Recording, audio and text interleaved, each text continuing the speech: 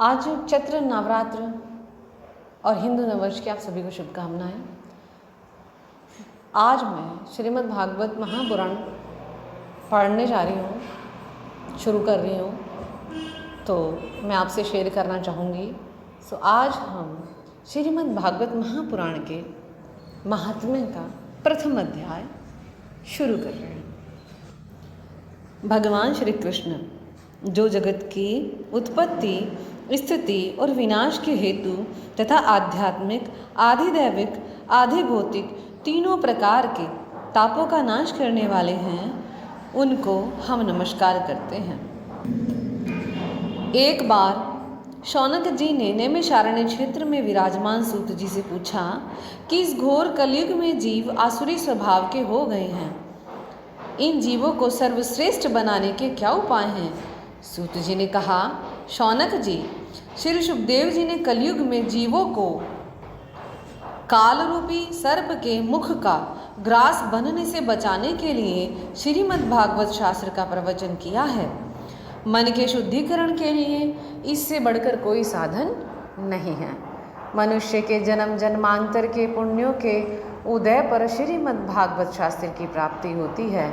जब देवता अमृत कलश लेकर अमृत के बदले कथा सुनने श्री शुकदेव जी के पास आए थे कि राजा परीक्षित अमृत पान करें और हम कथा सुने, तो कहाँ कांच, कहाँ बहुमूल्य मणि, कहाँ सुधा और कहाँ कथा।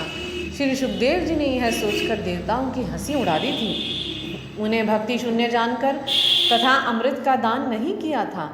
राजा परीक्षित की मुक्ति देखकर ब्रह्मा जी को भी बड़ा आश्चर्य हुआ था। उन्होंने सत्यलोक में तराजू बांधकर सब साधनों को तोला, पर अपने महत्व के कारण श्रीमद् भागवत ही सबसे भारी रहा।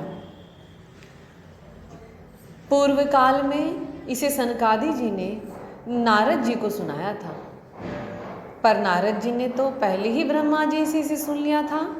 एक बार सनकादि ने नारद जी को परेशान देखकर उसका कारण पूछा।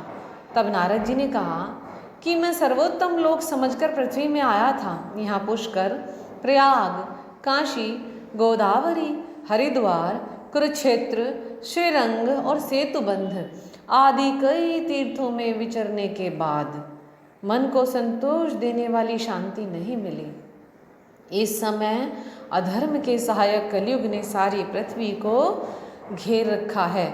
अब यहाँ सत्य, तप, शौच, दया, दान आदि कुछ भी नहीं है। जीव केवल अपना पेट पालने में लगे हुए हैं। वे असत्य भाषी, आलसी, मंदबुद्धि, भाग्यहीन, उपद्रवग्रस्त हो गए हैं। घर में स्त्रियों का राज है, साले सलाहकार बने हुए हैं।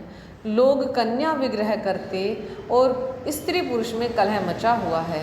इस समय यहाँ न कोई योगी है, न सिद्ध है, न ज्ञानी है, न सत्कर्म करने वाला ही। सब कली रूपी दावानल से जलकर भस्म हो गए हैं। जब नारद जी कलयुग के दोष देखते हुए पृथ्वी पर विचरण कर यमुना जी के तट पर पहुँचे, तो उन्होंने देखा कि एक युवती स्त्री खिन्न मन से बैठी थी। उसके पास दो वृद्ध पुरुष अचेत अवस्था में पड़े जोर जोर से सांस ले रहे थे और वह उन्हें चेत कराने का प्रयास कर रही थी। उसके चारों ओर सैकड़ों स्त्रियां पंखा झल रही थीं। तब बड़े आश्चर्य से नारद जी ने उनसे पूछा कि तुम कौन हो? ये दोनों पुरुष तुम्हारे क्या होते हैं? और तुम्हारे साथ ये कमल नयनी देवियाँ कौन हैं?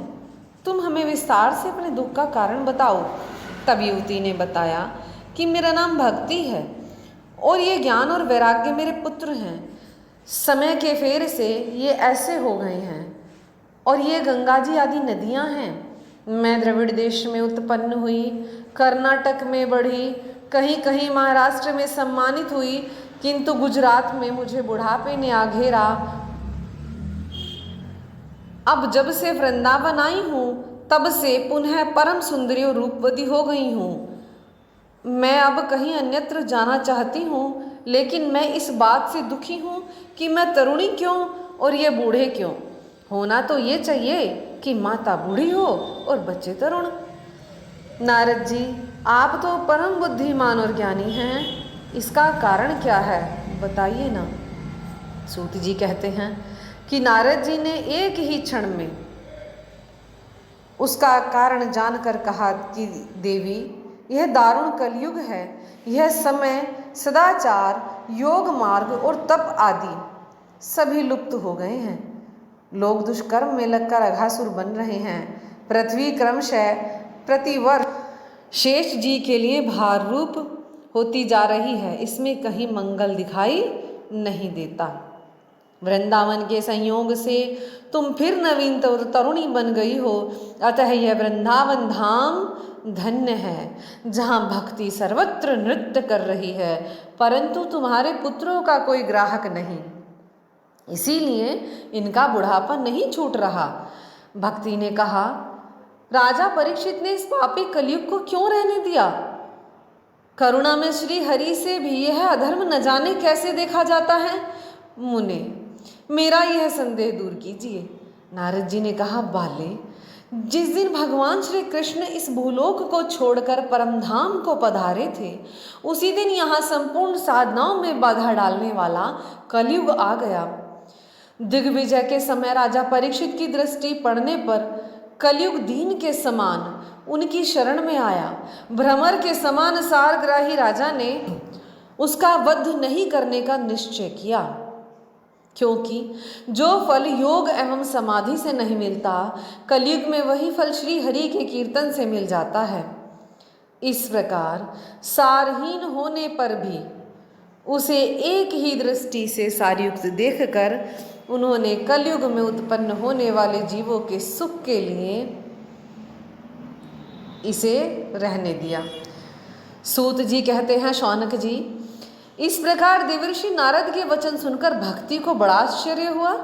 भक्ति ने कहा, देवर्षि, आप धन्य हैं। मेरा बड़ा सौभाग्य था जो आपका समागम हुआ। संसार में साधुओं का दर्शन ही समस्त सिद्धियों का परम कारण है। आपके केवल एक उपदेश करने से कयाधु कुमार प्रहलाद ने माया पर विजय प्राप्त कर ली थी। ध्रुव ने भी आपकी कृपा से ही ध्रुव पद प्राप्त किया था। आप सर्वमंगल में ब्रह्मा जी के पुत्र हैं। मैं आपको